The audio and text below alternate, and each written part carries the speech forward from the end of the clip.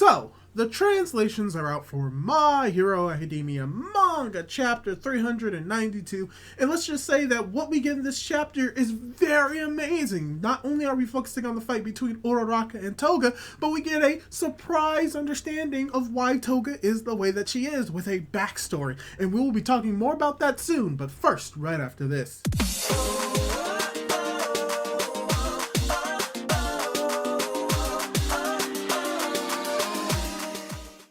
Hey guys, how's it going? It is your boy, Manga Andrew, and I'm here to do my manga review for My Hero Academia Manga Chapter 392, titled Villain Name. And spoilers, we aren't getting a villain name in this chapter, but we are potentially getting a villain name in the next chapter, which will be coming out in 2 weeks. And leaving the break stuff behind, we are going to be talking a little bit more about what went down in this chapter and why this chapter is amazing as it is. And how the main focus of this chapter is on Toga, where we actually learn a lot more about Toga and why the way she is, but we also get development not just from Toga, but also some from Suyu herself. And you may learn why that is the case, so let's dive right into the review and talk about this chapter. And for starters, the first part of this chapter is actually going into a flashback and a little bit of recontextualizing what we knew about Toga's backstory and her background, where she is telling off Uraraka while we see that Suyu is being trapped by the wire or the tape measure bindings and she's unable to move due to the injury that she sustained earlier on in the fight. Toga comments on the idea that Uraraka has no idea what Toga is feeling, as she has lived more or less a traditional life in the world of My Hero Academia, while she's had to struggle a lot more, and that their arguments against her have no standing whatsoever. How this leads into getting more, or a more proper version of her backstory, where we learn about her childhood a little bit more. And throughout the story, we've seen glimpses of what her life was during the time she was living with her parents and as she was growing up, but we get a little bit more context for what actually happened. For instance, we get a recontextualization of her holding the bird in her hand and how most people may have assumed that she killed the bird by drinking its blood, but how in actuality, she just found the bird on the ground and decided to drink the blood, most likely because she assumed that it was already dead. And that this incident eventually led her to being counseled, but the counseling wasn't for her to understand about her quirks and why she's doing it, but to make her quote-unquote normal. And how they were trying to fit her in this box pretty much her entire childhood to very little to no success whatsoever, which most likely led to inner conflict and turmoil within Toga herself when she begins to associate her liking of blood to being comparable to love that other people have, such as a couple holding hands or a pet showing compassion and affection to their owner. And from there, we eventually see how all of this compounds into the inevitability of her, quote, sucking a fellow classmate's blood, which from what we see with the translations, it could have been suck or even kiss, which eventually leads to her parents criticizing Toga and calling her literally not human.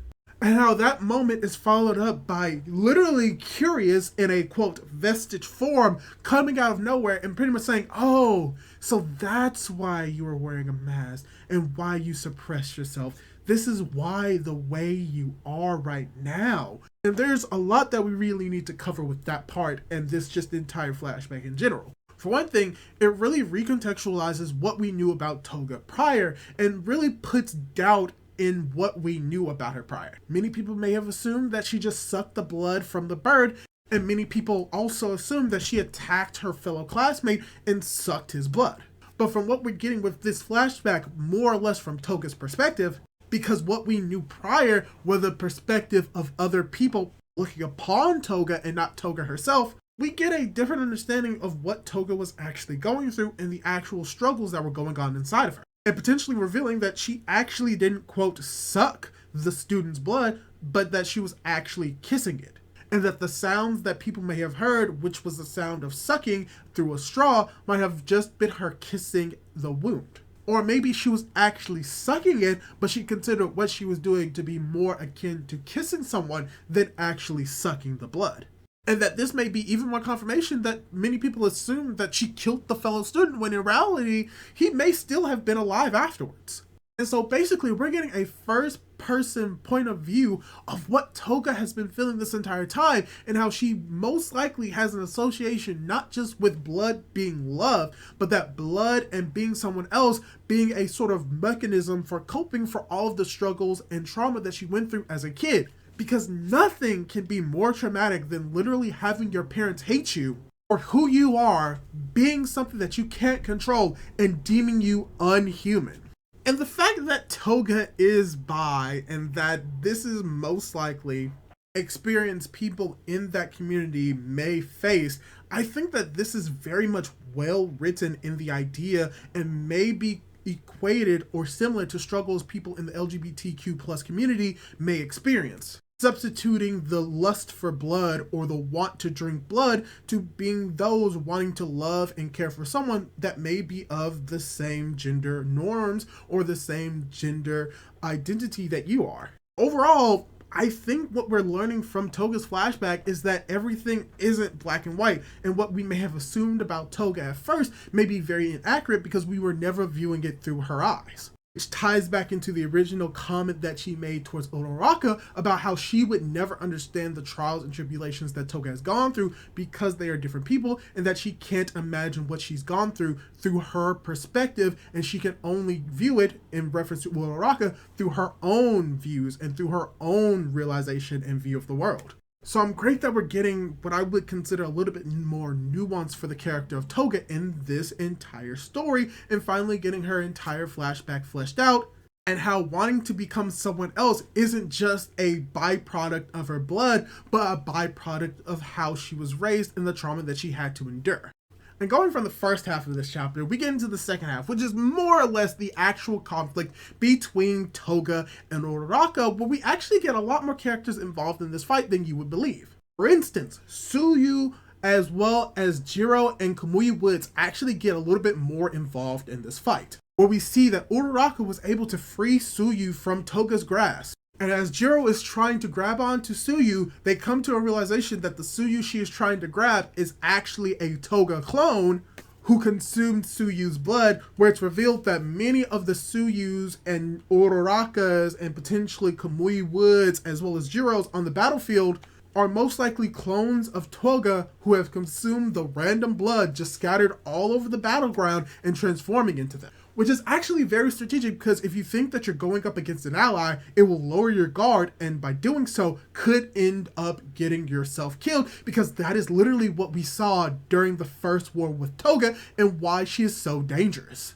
But from there, that's where we actually get some development, weirdly enough, from Suyu, because you have Suyu who is talking to Himiko Toga but is doing something in a different way. Because she refers to Himiko Toga as Himiko Toga-chan, which is a term used in Japanese most likely to indicate like being a girl or to be considered very close to someone or being close friends. And this is very important because when it comes to Suyu, a running idea of what has happened with her in the story is her coming to a realization that what is set in stone as what is a hero and what is a villain has blurred. And that she always allows her friends to refer to her by specific titles. And the fact that she's using this honorific towards Toga is very telling of her character and what she's trying to say in this moment. And how she's trying to tell her to listen to Uraraka because she has come to a realization and grown and developed that when it comes to what makes a hero and what makes a villain, that it's not that the rules should be followed verbatim and that those rules are not necessarily set in stone. Because Uraraka, in this moment, is going against the rules, because instead of trying to fight against Toga, Uraraka is trying to save her. And Froppy realizes that what she is doing is literally the hardest choice, because she could easily kill or arrest Toga in this moment. But the hardest thing that Uraraka could do is try and understand her. And that all Toga is needing to do, and what Suyu is asking Toga to do, is listen to Uraraka, to which the final parts of this chapter is just Toga stabbing into Uraraka's gut and announcing that she will never understand what it means to be like Toga, and that she does not want her pity, as the final panel of this chapter is just twice asking Toga, hey, why didn't you choose a villain name? Which, it's fun that Toga was able to get a moment, or we get to see twice in this chapter. But Also, this is just set up for the next chapter, which we're going to get more flashback for, which, you know what, I am looking forward to. But like I said, that character development that we got for Suyu was very great, because this is something that we've actually had with Suyu for a while. And it all started with the Bakugo being rescued by the students during the Hideout raid arc, and how she equated the characters who wanted to go save Bakugo as being villains because they are breaking the rule. But however, after that moment, and after they've rescued Bakugo during when they're doing the room exchange and looking and raiding each other's rooms, she begins to realize that there is a blurred line between what makes you a hero and what makes you a villain, and that the rules that dedicate what you should and shouldn't do are not always needing to be followed. Because this ties into what she was trying to do with Deku, because that is also something that would have led to her breaking the rules and being deemed a villain, but yet in that moment she's being perceived as a hero. She's once again doing that now, but also trying to treat Himiko Toga as an actual person, which is a main running point with the story so far, is that the villains are people and that the heroes should be treating them as such and not specifically as villains or monsters. So I really like this development for Suyu, and it really ties into the development that we've seen with the characters moving forward. But overall, I really enjoyed this chapter. I enjoyed the flashback with Toga. I enjoyed the expanding on Toga's character. I enjoy the fact that we are really more or less expanding on the character of Suyu, as well as we just get to see that there are going to be more characters involved in this actual fight besides just Toga and Uraraka. Suyu, Jiro, Kamui Woods, they're all going to be playing a part in this battle, and I'm so glad it's not just a one-on-one fight, because that is something that My Hero Academia has been talking about. Not a single person can help really save the day, but you need the entirety of the hero community and civilians to actually participate and help.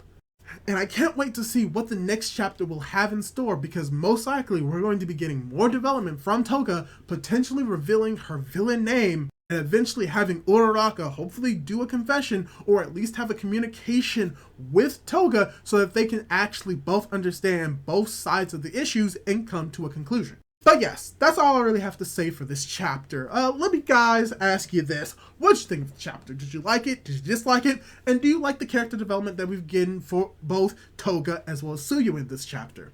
Leave your thoughts down below, and don't forget to subscribe to my YouTube channel if you want to see more content like this. Do all that cool jazz, and hopefully I'll be able to catch you in my next video. Goodbye!